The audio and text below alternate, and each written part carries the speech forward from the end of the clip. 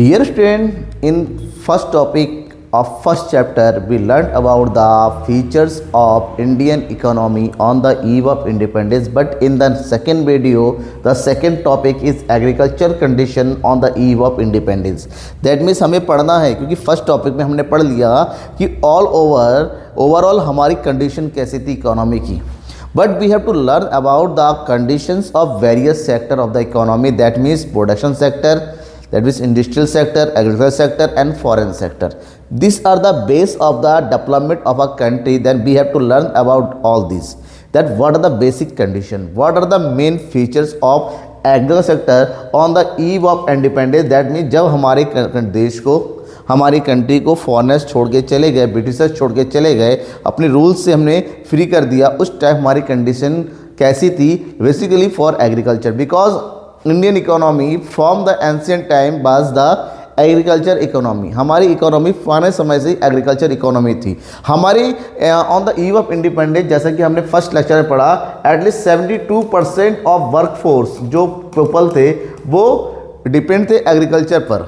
तो हमारी पूरी इकोनॉमी एग्रीकल्चर बेस्ड थी. एग्रीकल्चर आउटपुट था, एग्रीकल्चर एम्प्लॉयमेंट, सब कुछ एग्रीकल्चर, रूरल इकोनॉमी के नाम से हम जानते हैं. बट ब्रिटिशर्स ने हमारी इकोनॉमी को पूरा एक्सप्लॉइट किया. तो ऐसे में हमारी एग्रीकल्चर सेक्टर भी पूरी तरह से एक्सप्लॉइट हुआ, क्योंकि ब्रिटिशर्स को चाहिए थे रॉ मटेरियल, और रॉ मटेरियल का सोर्स होता है एग्रीकल्चर. तो उन्होंने इंडियन एग्रीकल्चर को as a source of raw material use करना शुरू कर दिया, और पूरी तरीके से इंडिया की इकोनॉमी को, जो लोग पहले सब्सटेंस फार्मिंग करते थे, अपने खुद की ज़रूरत के लिए फार्मिंग करते थे, उनके ऊपर प्रेशर किया गया, उनको प्रेशराइज किया गया, फोर्स किया गया to do the commercial farming, to provide the raw material to the Britishers. Okay, now the basic feature. What are the basic feature? That means agriculture sector on the eve of independence. Indian economy before the Britishers we know as the agrarian economy. Means हमारा पूरा का पूरा basic जो economic structure था वो agriculture पर depend था. And around the 72% of population drive livelihood from the agriculture. जो टोटल पॉपुलेशन का 72% people are livelihood under the agriculture sector. Right. Next one is the feature, basic features. What are the basic features? What are the main condition of agriculture? That means first one is low productivity and low production. Low productivity and the productivity means the main production. The production and the productivity implies the productivity that is per hectare land.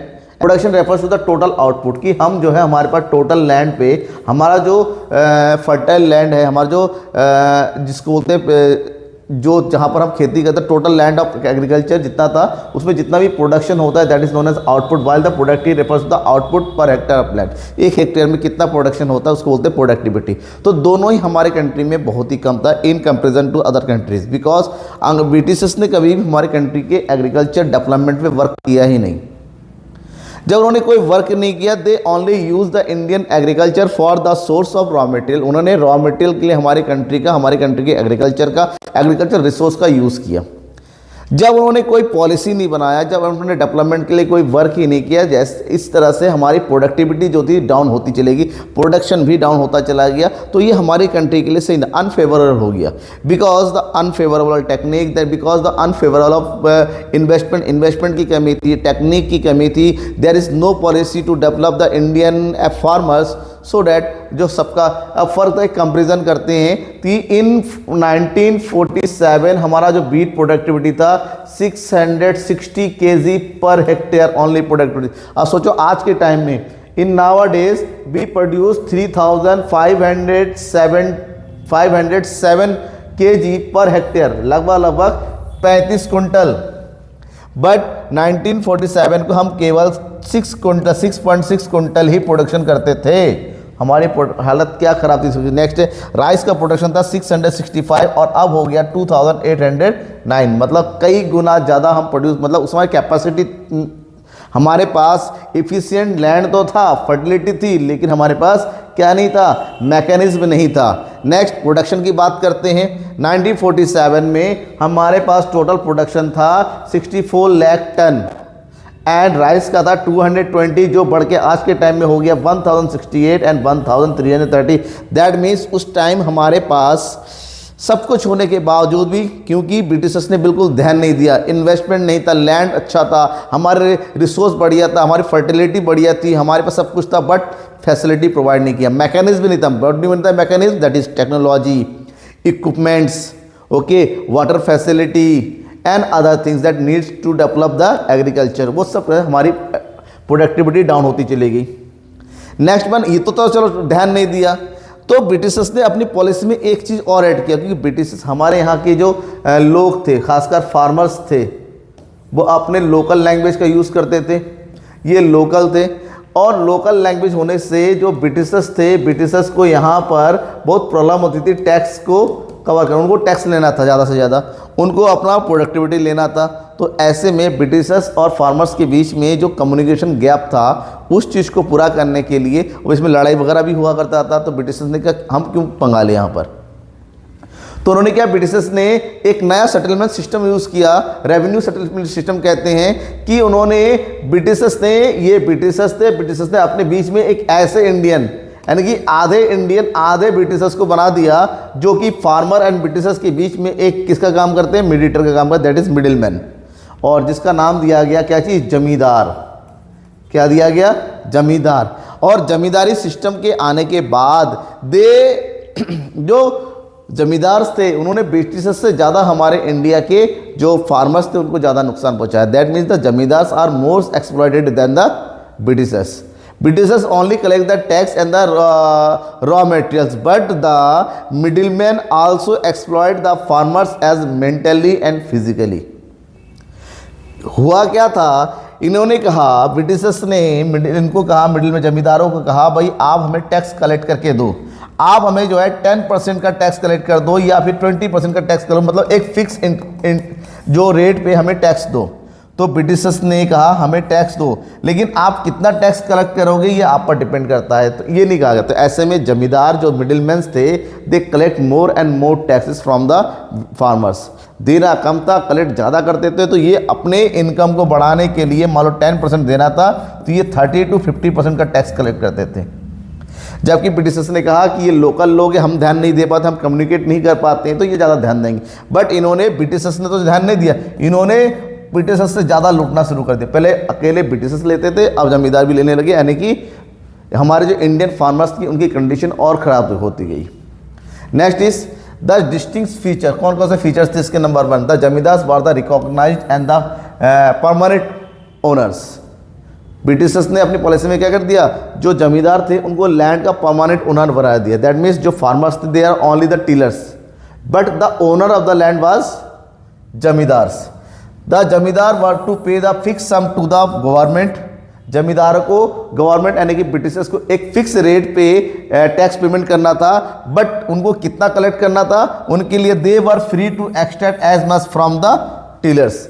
उनको कहा गया कि आप जितना मर्जी उनसे ले दो, हमें फ़र्क नहीं पड़ता है, आपके हमें एक फिक्स अमाउंट पे टैक्स देते रहो। ऐसे में जमींदारी सिस्टम ने इंडिया के एग्रीकल्चर, इंडिया के फार्मर को बहुत ही ज़्यादा नुकसान किया, because the main interest of zamindars to collect the revenue, more revenue than the development. उनको डेवलपमेंट में ध्यान ही नहीं था, उनको था कि हम केवल रेवेन्यू कलेक्ट कर ले, हम अपने आप को मोटा बनाए, अपने आप को जो है पैसे वाला बनाए, बस। Force commercialization of agriculture. Britishers को चाहे थे raw material, to fulfil the need of raw material they forced our farmers to produce the commercial goods और commercial crops, for example sugarcane और कॉटन और इंडिगो लाइक।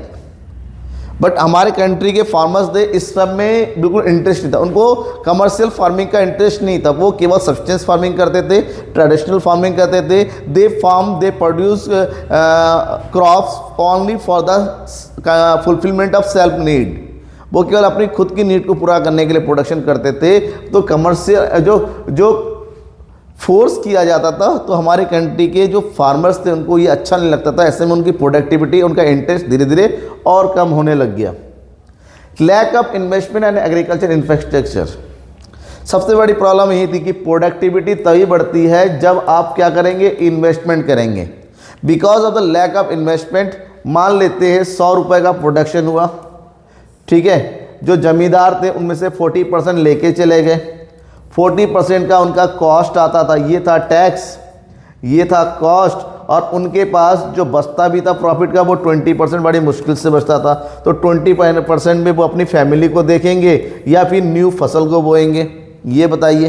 तो ऐसे में problem थी कि वो इन्वेस्टमेंट नहीं कर पा रहे थे, अपने आप को रिफॉर्म कैसे करें वो नहीं कर पा रहे थे, because the lack of any investment, without lack of any capital, without lack of any agriculture infrastructure. तो कंट्री की हालत और करे, because the agriculture was heavily dependent on the rainfall. हमारे पास प्रॉपर मतलब इरीगेशन फैसिलिटी नहीं थी, रोड नहीं था, हमारे पास मार्केट नहीं था कि हम फसल को कहाँ बेचेंगे, हमारे पास टेक्नोलॉजी नहीं था। तो because the lack of this all हमारी एग्रीकल्चर धीरे धीरे खराब होता चला गया।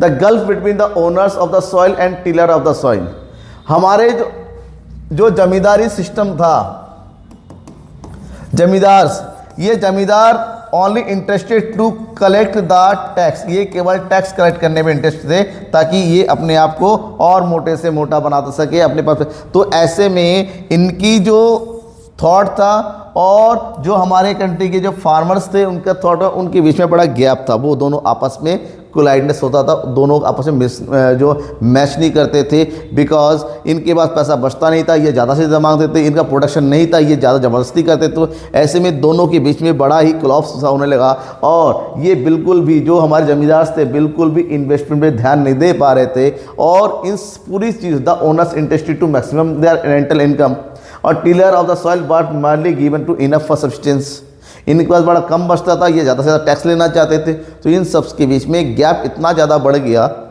जो ओनर था कि वो ना इन्वेस्टमेंट करते तो उनको टैक्स चाहिए था, जब इन्वेस्टमेंट नहीं होगा तो बढ़ेगा कहाँ से टैक्स, इससे और ज़्यादा हमारी कंडीशन ख़राब होती चली गई। Substance outlook, the main problem was the Indian farmer do farming only for the substance, that means they only want to fulfill their needs, they only want to fulfill their needs the own self and their family only, they उतना ही produce करते थे जिससे उनका और उनकी family का पेट भर सके। they did not want to make profit, they did not want to a source of income of their family, they did not उन्होंने कभी भी अपने आप को ऐसा भी डेवलप नहीं किया कि एग्रीकल्चर करते हुए they can earn there income, वो अपनी इनकम को अर्न कर सकता है। उन्होंने एग्रीकल्चर को हमेशा सब्सटेंस फार्मिंग माना कि एग्रीकल्चर हमारे पेट भरने के लिए, इससे हमारी इनकम नहीं हो सकती। तो उन्होंने ना कमर्शियल फार्मिंग पे ध्यान दिया, ना तो उन्होंने केवल ऐसे क्रॉप्स ही प्रोड्यूस किए जिससे उनकी फैमिली को ज़रूरतें पूरी कर सके, बस। ठीक है, तो these are the basic features of the agriculture on the time of the eve of independence. कि हम देखते हैं हर एक चीज़ में हमने ये पाया कि बेसिकली कि हमारी इकोनॉमी को नुकसान ही पहुंचा, क्योंकि हमारी इकोनॉमी एग्रीकल्चर इकोनॉमी थी। जब एग्रीकल्चर का लॉस होगा, इकोनॉमी का तो लॉस होना ही था, because the lack of low productivity, because the lack of low production, because of the lack of infrastructure, because of the lack of investment, these all things that exploit our Indian agriculture। और तो ऐसे में हम जब independent हुए तो हमारे हाथ में कुछ नहीं था, हमारे यहाँ पर खाने को फूड ग्रेन नहीं थे, हमारे पास लोगों के पास पैसे नहीं थे, फार्मर्स भूखे मर रहे थे, ऊपर से पार्टीशन का दर तो अलग था। इस तरीके से पूरी इकोनॉमी उस टाइम हमारी पूरी ख़राब हो गई। इसके अलावा और भी आपको लेक्चर्स तो छोटे छोटे आते रहेंगे, आपको मिलते रहेंगे, बस बने रहिए मेरे साथ। कोई भी डाउट हो किसी भी तरह का then ask in your comment box. Thank you and bye.